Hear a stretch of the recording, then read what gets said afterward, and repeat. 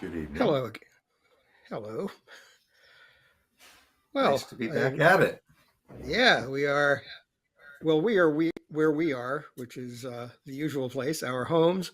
But the band is in Noblesville, Indiana, at a venue that's been through various name changes, corporate sponsorships, etc., but which will always be Deer Creek in the hearts of Deadheads everywhere.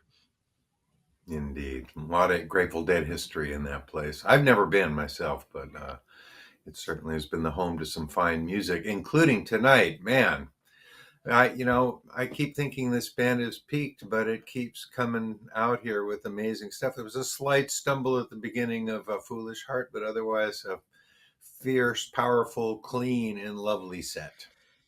Yeah, Foolish Heart is one of those ones where they're feeling their way back into it. They haven't played it for several tours, I don't think, and you know they forget things. They're human. Right? But I'm not other than complaining. that, you want to run down that set list for us? Sure, they started with a nice long Viola Lee blues. By the way, they started pretty promptly after seven, I think. This is a very long first set in terms of time. Viola Lee blues, Loose Lucy, Road Jimmy, Friend of the Devil, a brisk little friend of the devil there. They love each other, nicely stretched out, as has been the habit lately. Foolish Heart, as previously discussed, and then somewhat to my surprise, right when I was thinking they'd probably do a quickie to end the set, they sort of drifted into a nice other one and jammed really hard on that for a good while before finally coming to what I was expecting in the first place, a nice short one, Don't Ease Me In. Right. And they didn't get to part two of the other one. They were sort of winding it down, a little bit of a diminuendo, and then they slammed into Don't Ease Me In. And that was a very enjoyable segue there. And speaking of enjoyable segues, I'm guessing, I'm thinking we'll probably get the rest of it in the second set, but who knows with this band? it could happen tomorrow. You never know. It might not happen till next tour. You never know with these guys. They may play other versions of the other one in between, but they will consider the next part two they play not to be the part two they had in mind. I don't know. You never know with these guys. They're always pulling up switches. They are surprising us. They're confounding our expectations. I absolutely did not expect the other one at that point in the first set. And that's why this No. tour has been so much fun. And speaking of segues, we are segueing into the part of the program called Dead Air, which is something we are Right. very privileged to do every night of the tour, as we did last year. I'm Gary Lambert. He's David Gans over there. And uh, we're just having a blast doing this. We have a different guest every night. We're going to get ours on in just a moment. But first, we want to tell you this is brought to you by our good friends and, frankly, our employers at the moment at nugs.net, the incredible streaming service, live streaming organization, an entity that brings people so much wonderful live music. It is devoted entirely to live music, whether in archival recorded form or live streams or uh, webcasts or downloads or streams of recent shows. This show will be available for download in maybe a day or so. They turn it around pretty quickly. And you can subscribe to nugs.net on a variety of levels that will give you access to their entire streaming service. You can, as you know, buy these individual live streams of shows or buy an entire tour, as many people are doing.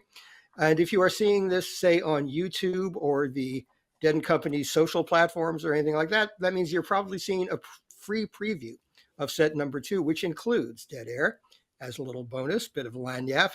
But it is here to encourage you to check out nugs.net more closely. You can get a free trial and see just how vast and deep their library of live music is. A lot of jam band representation, a lot of Grateful Dead family representation, but also artists like Wilco and Bruce Springsteen and Pearl Jam, many favorites. Younger bands that are just starting to emerge, Goose, who are blowing up very big in the jam world, are available on nugs.net. There's so much great stuff. I listen to it as a fan all the time, and I listen to it in a professional capacity as well, as does David for our radio endeavors. It's true, and they have a particular interest in me because I do produce a radio show. They have audio files of all of these shows available in a downloadable form in a lot of different formats. It comes in very, very handy if you like to travel with this music in your ears. And as Gary noted, they've launched a streaming service recently, which includes, I'm guessing there must be, what's the next thing up from petabytes of audio files? There are terrible terabytes of music available almost on demand here through this thing. As Gary said, running back years and years and years and spanning literally thousands of artists, including, small time players like me. They've got music from like jam crews and stuff like that. It's a vast library, well worth exploring. And I don't know exactly what you get with the subscription service, but I'm guessing it's probably a pretty broad peek into that pretty broad library, but I'm not sure. You could go to nugs.net and look. There's a nugs.net/deadco link you can go to that I think has special offers relating to things like the current Dead and Company tour and things like that. That's right. So, and they're always expanding. They just signed an agreement with Bruce Springsteen to release a whole batch of archival shows from throughout his career, pretty much, starting in 1975, just as Born to Run was about to break big, and then up to tours, including his amazing tour of Australia in 2014. They have a bunch of that stuff. And there will be more from Bruce The next River year. Tour. Right. He and the E Street Band are saddling up for next year. So. And didn't we hear that the Grateful Dead's whole release library is now going to be part of NugsNet, or is now part of Nugs? That's what Brad Serling told us the other night. I don't know if it's officially launched yet or if it's imminent, but as soon as we know, we'll let you know, and I'm sure Nugs will let you know too. So we look forward to that as well. Just an incredible wealth of music. So check out nugs.net. But I think we should introduce a very special guest. If you've been going to Dead-related concerts, concerts in the Dead adjacent world, you may have noticed that occasionally some of the iconic guitars created for Jerry Garcia, basses created for Phil Lesh, and other amazing have been turning up in the hands of Dead-inspired players. People like Jeff Mattson playing Jerry's alligator guitar, and many other examples. John Mayer, of course, played Wolf at City Field a few years ago, and this is an incredible thing to see. It's so inspiring to see these instruments that we loved so much when they were played by the original guys, and now other players are finding inspiration in them. And we are about to introduce David. Why don't you do the honors? A gentleman centrally responsible for that. Yes, let's talk to Andy Logan about how this all came to be. He's the founder of the Grateful Guitars Foundation. Welcome, Andy. There you are. Hey, guys. Hey, Andy. Thank you for joining us. I have one simple question for you, sir. Who are you and how did you come to do this? Thank you first so much for having me, you guys. I really appreciate all your work, all your published work, Tales from the Golden Road, and all the things that you do, as well as the whole Grateful Dead scene, the Core Four, and just David and Mark and all the people keeping the music going. It's really, really fun. And I'm sure for all of us, such a relief, after Jerry died. I don't know about you guys, but I know I was really worried if we were ever going to hear these songs live. And David, I have to thank you because Broken Angels was one of the first bands I saw play Grateful Dead music again live. So that was back in maybe 1990. But we knew this music wasn't going to die. Come on, we because there were already tons and tons of musicians all around the country playing this stuff, and some of us have been doing it for 20, 30 years already by the time the Grateful Dead stopped doing it. And by the way, all of them kept doing it too, the ones that survived. For sure. And I'm just so happy about it. And also just with Dead & Co. and to be at Shoreline, I was there in June, and, to see that giant place filled with all of our tribe is just such a thrill. I even got my 21-year-old son to join me finally to see what that's like. Cause I told him, you never know if we'll be, places like Shoreline down the road. So just so stoked about all that. And I just want to quickly also just send my love out to Craig Marshall's family and Oh, friends, yes. and Rick Turner's family and friends, two legends in our tribe who recently passed in the last couple of months, and both offered tons of gifts to our scene. Craig Marshall, as an example, was one of the original Grateful Dead tribute bands, the only one that I've ever heard of that had Jerry's permission to play Grateful Dead music, which is a great story that hopefully will be in our forthcoming documentary. We have a clip of him telling that story. But I just want Very to send good. my love to those families and their fans, and know that everyone's thinking of them. But just obviously, it's a long story as far as what started all of that. I think, for me, I started buying guitars first for my wife because she was playing and I was playing the drums. And because I'm a Deadhead, the first thing I bought her was a Takamine acoustic, and then I got her a Sunburst Strat. And so I was sort of following already. This is going in the '90s. Any guitar I bought was basically influenced by my heroes. And I got this crazy idea that it would be really fun to have an example of each instrument through time. And so I started building a collection of Jerry guitars all the way from 65 to 95, and going really deep down the rabbit hole on Are You Kind, and with the great help of people like Brad Sarno and Mike Wald, a lot of knowledgeable tech gearheads, built a guitar rig, and started building this collection and loaning those guitars out to the players that were doing those shows. And there was a little period there where, like, we're Phil and Friends at Terrapin did a run of recreation shows from 65 to 95, and they were just incredible. It was actually, I think it was June of 16, when John Mayer was played with Phil, and that was a lot of us, our first introduction to John Mayer. And I love they played Road Jimmy tonight because that was, to me, the song that grabbed me with him. The show at Terrapin, they were doing Cornell, and we were all so excited for Cornell, right? Legendary show, but not quite sure how it was going to go with Stu Allen and John Mayer playing. And John really started to flex during Road Jimmy, and it was like, oh yeah, this is going to work really well. So anyway, that whole run of recreation shows started it. It also started me picking up guitars to represent Bobby's line between 65 and 95.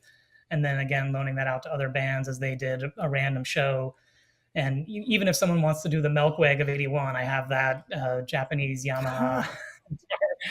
But a big piece of it too was I was very fortunate to become the steward of Steve Kripe's Saturn guitar, also known as Tribute, which was finished as a tribute to Jerry. So Steve Kripe built Jerry's Lightning Bolt guitar, and also a guitar called Top Hat that never made the stage. But anyway, Steve died in '96, just a year after Jerry, and did finish two guitars that were commissioned by the Dead but never were received by Jerry. One was called Saturn and one was called Eagle. And Saturn was in the line of basically Doug Irwin and Tiger and Rosebud and Bolt. And I started loaning that out to Jeff Mattson and Stu Allen and other players. And between doing that and then also loaning out those guitars from the sort of Grateful Dead library, as Dennis McNally has coined it, I could just see how inspired these guys were with the gear. And it might seem like a duh, but it just was really, really amazing to me to watch them light up, right, when they'd see one of these pieces come out and something they haven't played before. And I always feel like Jerry, or Bobby in a Bobby case, or the spirit of all this whole thing kind of lands maybe on their shoulder in some way and just lifts that player for that show, and they get really inspired. And then, as is with our scene, this beautiful feedback loop occurs with the audience because our audience is so present. They see them lift, and then they lift, and then the band sees the fans lift, and it goes round and round. Yeah. So it just was really, really fun to see that. And also on the maybe more shadow side of that, I meet players who've been playing for, 20, 30 years who couldn't afford, world-class instruments that they absolutely deserve to play. And so it just struck me. Well, you've made that happen for some people. That's what this foundation is doing, right? Yes, thank you. Yeah, so it seemed like a really good idea to start a foundation where we could start gifting guitars out to players. I had done that personally for a bit, but wanted to grow that, and so we started the Grateful Guitars Foundation last year, and it's a 501c3 nonprofit, and we identify talented players and put world-class instruments in their hands to keep this jam band music scene thriving well into the 21st century and beyond. Wow. Well, you know, you mentioned Rick Turner earlier, who was such a pivotal figure in this movement, who we lost recently as well. And Rick was an amazing person, an innovator. And, people have called Les Paul and Leo Fender, the Henry Ford or Thomas Edison of electric guitar, because they produce these consistently wonderful, mass production instruments. But Rick was sort of like the Antonio Stradivari of the electric guitar, and I have heard violinists who have played a Stradivarius that was previously played by Paganini or some great master of the past, and they say they feel the power of an instrument like that in their hands. So Rick invented this artisan, you know, electric guitar field, and so Hey, the players I who can get to play those instruments just, they feel that power when they have those instruments in their hands. attest to that from personal experience. There was a Rick Turner guitar that I felt like a better musician the instant I picked it up. And we were all together. The three of us were all together in Ventura in April, actually, what turned out to be Rick Turner's last day with us as well. And Craig was not able to play that day, but his spirit was in evidence everywhere. But you made several miracles happen at that time. Dark Star Orchestra played one of their Europe 72 tribute sets, and did they not have two of the instruments that had been on the stage the first time?